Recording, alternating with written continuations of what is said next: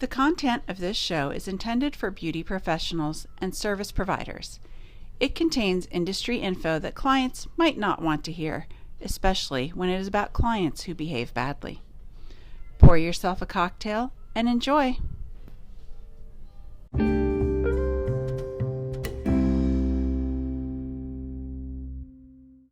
Welcome to the Solo Salon Owner Podcast. So congratulations, you listened to the last episode 2 weeks ago and decided you wanted to keep moving forward. You've thought about why you are here in this beauty business, what section of the beauty business you want to serve, and you've explored through some market research to narrow down how to organize and put together a business foundation that is right for you. But the work has just begun. After today, everything you do, the decisions you make, everything from the color and logo, all these things will give you the result of who is attracted to your business. Think about that, how it smells, how it sounds, where it's at, how convenient is it. Those are just a few of the things that we talked about last time when we were researching why we want to be in this business.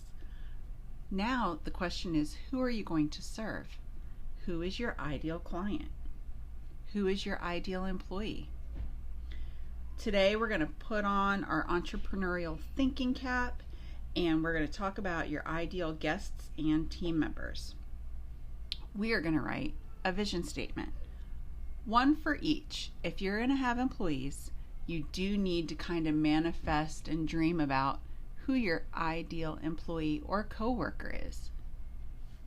So, unless you're driving, I want you to close your eyes and manifest with me for just a moment.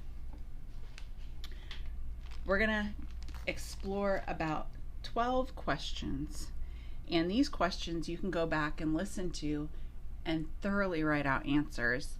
If you started a notebook on the last episode, we're just going to continue through and fill out those blank pages.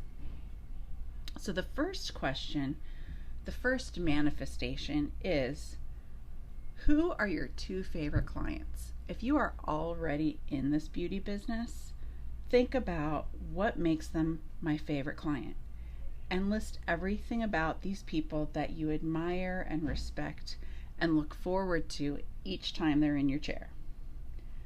List the key characteristics that you want to attract in every client you serve, and don't leave anything out.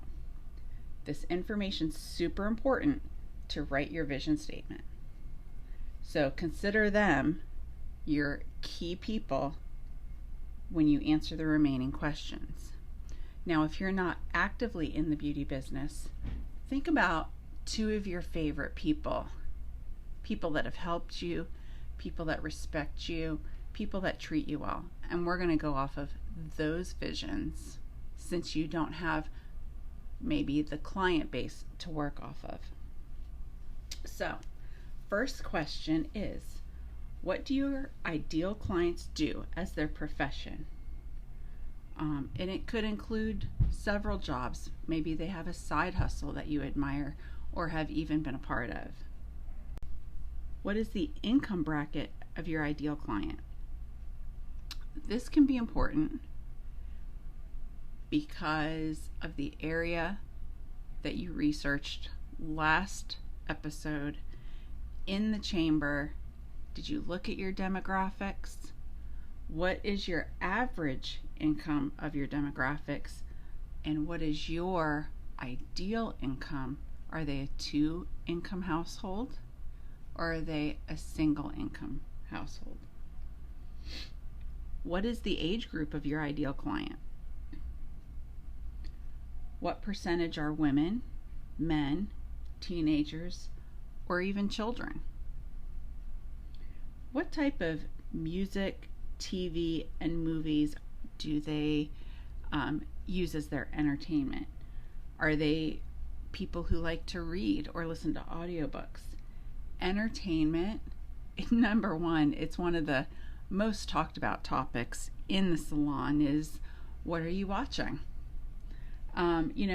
Think about things that you might be interested in yourself, and your ideal clients, what do they share in that area of interest of entertainment? List specific types of services that you provide to your ideal clients. How much do they spend per visit on average?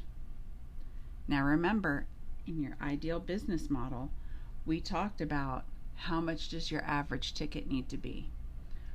So ideally, if you could go there and meet your minimum and go above, what is your ideal average hourly income from those clients? Do they buy retail? Retail has gotten harder, I'm not going to lie. With Amazon and Ulta and Sephora, it is important that you have what you use on hand so they can buy it impulsively, whether it's top coat, cuticle oil, scrub. But a lot of people, for some reason, they divert their service provider and then go try figuring it out themselves. Your ideal clients should buy retail. They should trust your expert opinion to guide them. And if it's something that you don't have, it might be something worth considering, because averages nationally, the top 1% of salons sells $25 to $30 of retail per client. The top 10% is around $15 per client. Now that might not be every visit, but if it could be every visit, think what that would add to your paycheck. How many visits per year do they come in for services? This depends on what kind of services you offer. For myself, as a nail tech, I tend to see people on average about every 3 weeks. So I see clients way more than a hairdresser might see them, or an esthetician, which on average is either a 4 to 6 week span of time, and for some services it's even longer. You want to know how many times they come in for services per year, because that's going to make a difference when you estimate how many clients do you need for a full book. How many referrals do these ideal clients send you in a year? Do they tell their friends where they get their nails done? And if they don't, why not? Do they always rebook their appointments? And how many weeks on average in between their appointments do they book? All of those questions are what you need to write out an ideal client vision statement. The next couple of questions don't necessarily belong in the vision statement, but they're things to think about. They're things to think about because it gives you ideas of how to attract these types of people that you're looking for. When you think about these ideal clients, where do they hang out? Where would you find them on a weekend? In those places, is it worth your time to be present or to advertise?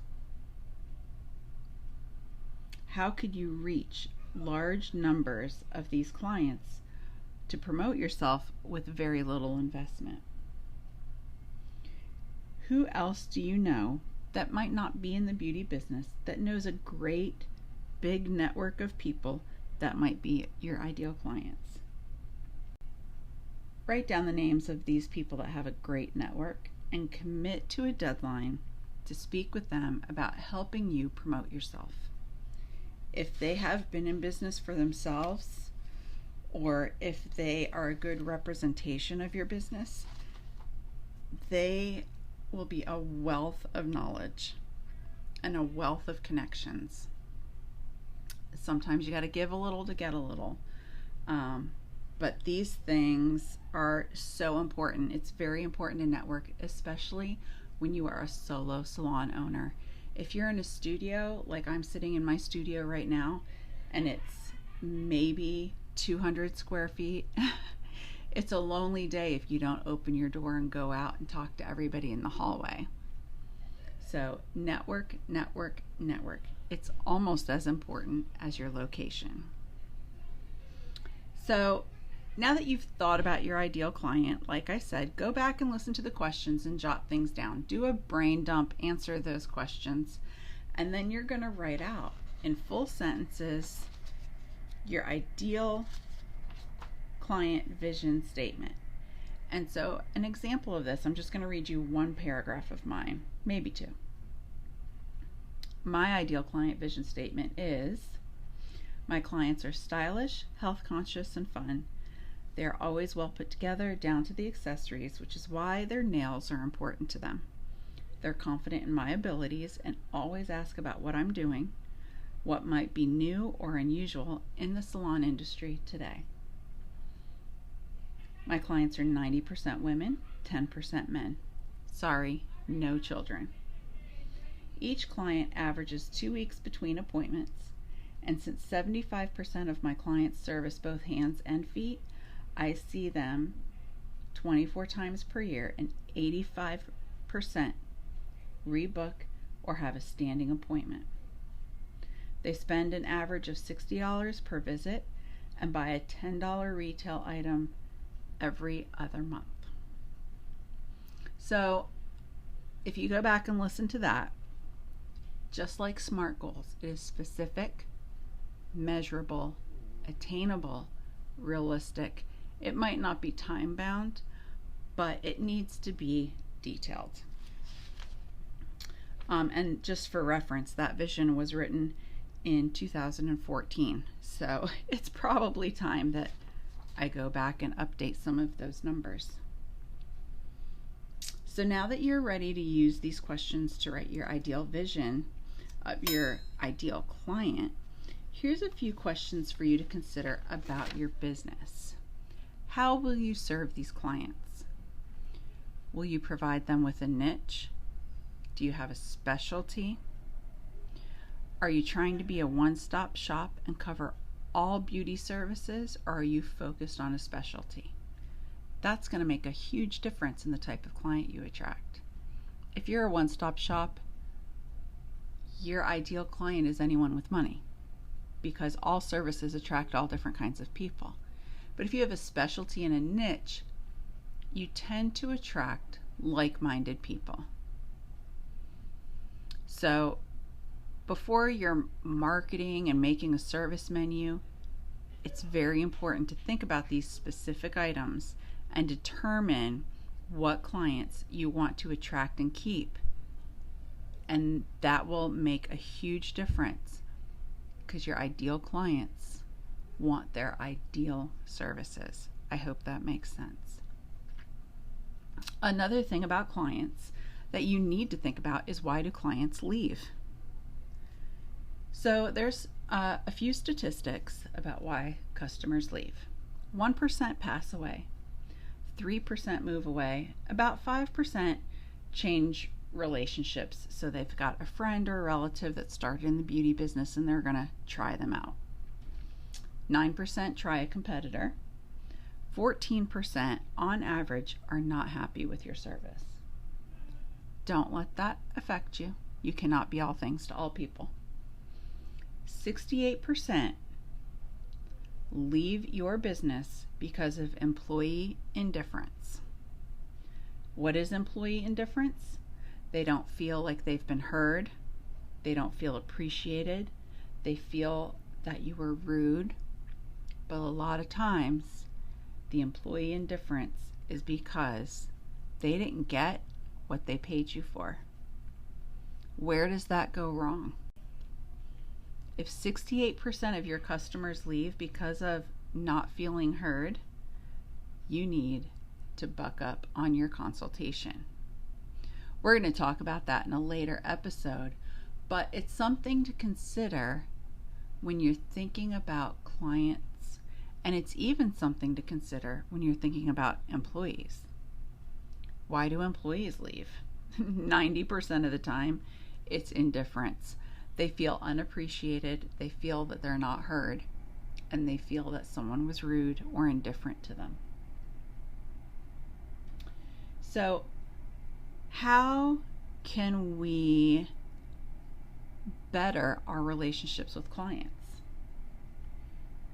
Between having a good consultation and having good listening skills, you have to think about how you listen. Are you distracted? Are you listening to everybody else in the room? Are you focused? Are you focused on who's in front of you with verbal, emotional, and physical cues? Are you giving your client or your employee the experience of being heard? Do you make eye contact? Can you remember at their next appointment something specific they told you last time? If you can't do that, it's proof you're not listening. Something each visit should stand out about a client. Focused listening is so important. If you're distracted by what's going on out in the hallway, close the door. If you're singing along to the song playing in your room in the background and not listening to your client, turn the music down. Focused listening, giving them what they want, making them feel like they are the queen in your chair, because they are. They're giving you money for a service, and a service well done, and part of that is how you make them feel. So, all of these things will help you gain ideal clients.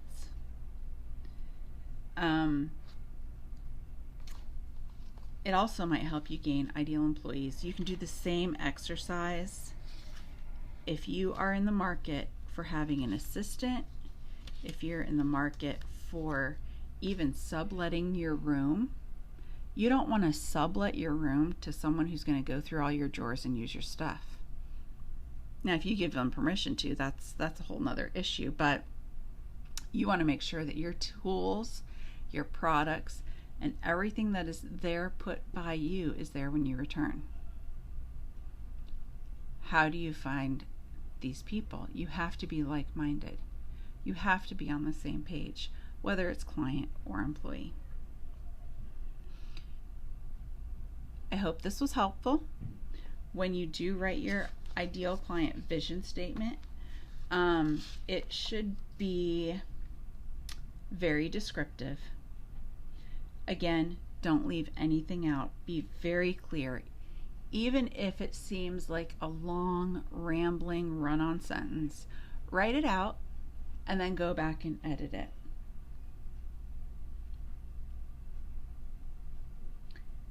These clients are clearly who you want to target, these ideal clients.